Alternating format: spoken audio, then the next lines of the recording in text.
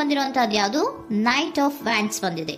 ಯಾವುದೋ ಕೆಲವೊಂದು ನಿರ್ಧಾರಗಳನ್ನ ಮಾಡ್ತಾ ಇರುವಂತಹದ್ದು, ಧೈರ್ಯದಿಂದ ಕೆಲವು ನಿರ್ಧಾರಗಳನ್ನ ನೀವು ಮಾಡ್ತಾ ಇರುವಂತಹದ್ದು ರೆಪ್ರೆಸೆಂಟ್ ಆಗ್ತಾ ಇದೆ. ಆಕ್ಷನ್ಸ್ ಅನ್ನ ತಗೋತಾ ಇರುವಂತಹದ್ದು ನಿಮಗೆ ರೆಪ್ರೆಸೆಂಟ್ ಆಗ್ತಾ ಇದೆ ಬಾಟಮ್ ಆಫ್ ದ ಡಕ್ ಅಲ್ಲಿ. ಓಕೆ, ಇನ್ ನಿಯರ್ ಪಾಸ್ಟಿನಲ್ಲಿ ಏನಾಗಿದೆ? ನಿಮ್ಮ ಲವ್ ಲೈಫಿನ ವಿಚಾರವಾಗಿದ್ರೆ ದ ಫೂಲ್ ಕಾರ್ಡ್ ರೆಪ್ರೆಸೆಂಟ್ ಆಗಿದೆ. ತುಂಬಾನೇ ಚೆನ್ನಾಗಿದೆ, ಜಾಯ್ಫುಲ್ ಆಗಿತ್ತು, ಬಿಗಿನಿಂಗ್ ತುಂಬಾ ಚೆನ್ನಾಗೇ ಇದೆ. ಕಾರ್ಡ್ ಬಂದಿರುವಂತಹದ್ದೇನು? ವೀಲ್ ಆಫ್ ಫಾರ್ಚೂನ್ ಬಂದಿದೆ. ಸೊ ನಿಮ್ಮ ಲವ್ ಲೈಫಿನ ವಿಚಾರವಾಗಿ ನೀವು ಕೆಲವೊಂದು ಬದಲಾವಣೆಗಳನ್ನ ನೀವು ಮಾಡ್ಕೊಂಡಿರುವಂತಹದ್ದು ಇಲ್ಲಿ ರೆಪ್ರೆಸೆಂಟ್ ಆಗ್ತಾ ಇದೆ. ಕ್ವೀನ್ ಆಫ್ ಕಪ್ಸ್ ಏನನ್ನ ರೆಪ್ರೆಸೆಂಟ್ ಮಾಡುತ್ತೆ? ಸೊ ಕ್ವೀನ್ ಆಫ್ ಕಪ್ಸ್ ನೀವು ಯಾಕೆ ಬದಲಾವಣೆಗಳನ್ನ ಮಾಡ್ಕೊಂಡಿದ್ದೀರಾ?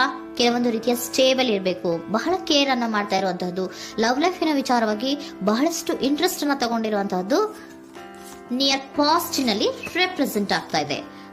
ಓಕೆ, ಎಟ್ ಪ್ರೆಸೆಂಟಿನಲ್ಲಿ ಯಾಕೋ ನಿಮ್ಮಲ್ಲಿ 2 ಆಪ್ಷನ್ಸ್ ಗಳಿರುವಂತಹದ್ದು ರೆಪ್ರೆಸೆಂಟ್ ಆಗ್ತಾ ಇದೆ. ಯಾಕೋ 2 ಆಲೋಚನೆಗಳನ್ನ ನೀವು ಮಾಡ್ತಾ ಇರುವಂತಹದ್ದು ಅಟ್ ಪ್ರೆಸೆಂಟಿನಲ್ಲಿ ರೆಪ್ರೆಸೆಂಟ್ ಆಗ್ತಾ ಇದೆ. 2 ಆಯ್ಕೆಗಳು ನಿಮ್ಮಲ್ಲಿ ಇರುವಂತಹದ್ದು, 2 ಆಲೋಚನೆಗಳನ್ನ ಮಾಡ್ತಾ ಇರುವಂತಹದ್ದು, ಏನೋ ಒಂದು ರೀತಿಯ ಕನ್ಫ್ಯೂಷನ್ಸ್ ಅಲ್ಲಿ ಇರುವಂತಹದ್ದು ನಿಮ್ಮ ಲವ್ ಲೈಫ್ ನ ವಿಚಾರವಾಗಿ ರೆಪ್ರೆಸೆಂಟ್ ಆಗ್ತಾ ಇದೆ. ಓಕೆನಾ? ಸೆಕೆಂಡ್ ಕಾರ್ಡ್ ಯಾವ್ದು ಬಂದಿದೆ? 10 ಆಫ್ ಕಪ್ಸ್ ಬಂದಿದೆ. ಸೊ 10 ಆಫ್ ಕಪ್ಸ್ ನಿಮ್ಗೆ ಫುಲ್ಫಿಲ್ಮೆಂಟ್ ಇರುತ್ತೆ, ಸಮಾಧಾನ ಇರುತ್ತೆ, ಖುಷಿಯಾಗಿರುತ್ತೆ ಅನ್ನೋದು ನೀವು ಆಲೋಚನೆಯನ್ನ ಮಾಡಿದ್ರಿ. 2 ಆಯ್ಕೆಗಳಲ್ಲಿ ಯಾವ್ದನ್ನ ಸೆಲೆಕ್ಟ್ ಮಾಡಬೇಕು? ಸೆಲೆಕ್ಟ್ ಅನ್ನ ಮಾಡ್ಕೊಂಡ್ರೆ ನನಗೆ ಖುಷಿಯಾಗಿರುತ್ತೆ, ಸಮಾಧಾನ ಆಗುತ್ತೆ ಅನ್ನೋಂತ ಯೋಚನೆಯನ್ನ ಒಂದು ಸಾರಿ ಮಾಡಿದ್ರೆ, ಇದರ ಮತ್ತೊಂದು ಸಾರಿ ನೀವ್ ಏನ್ ಅನ್ಕೋತೀರಾ?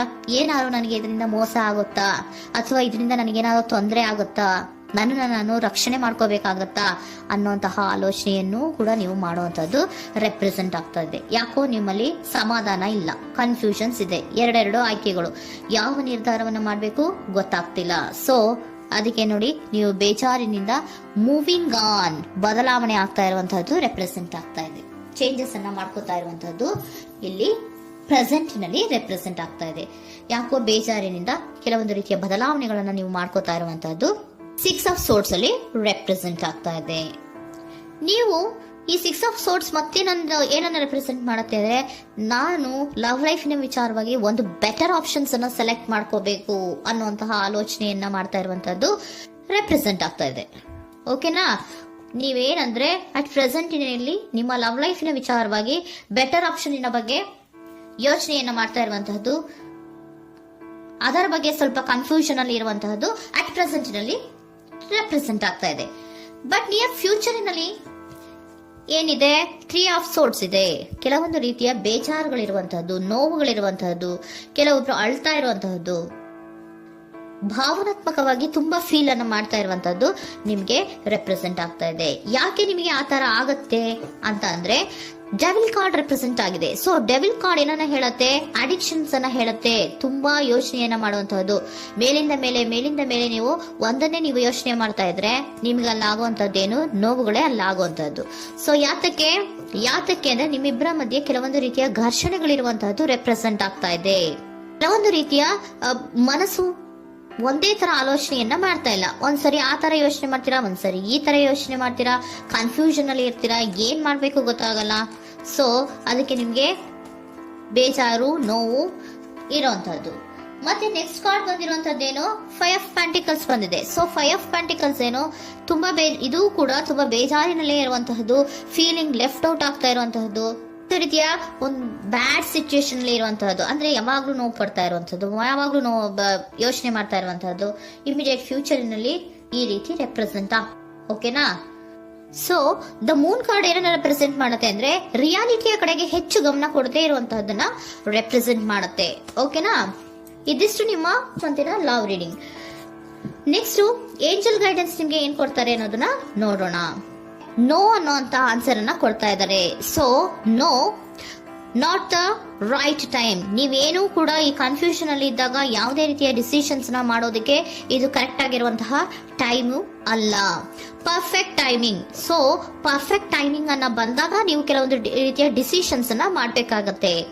ಯಾವಾಗ ಅಂದ್ರೆ ನೀವು ಮನಸ್ಥಿತಿಯನ್ನ ನೀಟಾಗಿ ಇಟ್ಕೊಂಡಾಗ, ಕೆಲವೊಂದು ರೀತಿಯ ಕನ್ಫ್ಯೂಷನ್ಸ್ ಇಂದ ನೀವು ಆಚೆ ಬಂದಾಗ, ಯಾವಾಗ ನೀವು ಕ್ಲಿಯರ್ ಥಿಂಕಿಂಗ್ ಅನ್ನ ಮಾಡ್ತೀರಾ ಅದು ಪರ್ಫೆಕ್ಟ್ ಟೈಮಿಂಗ್.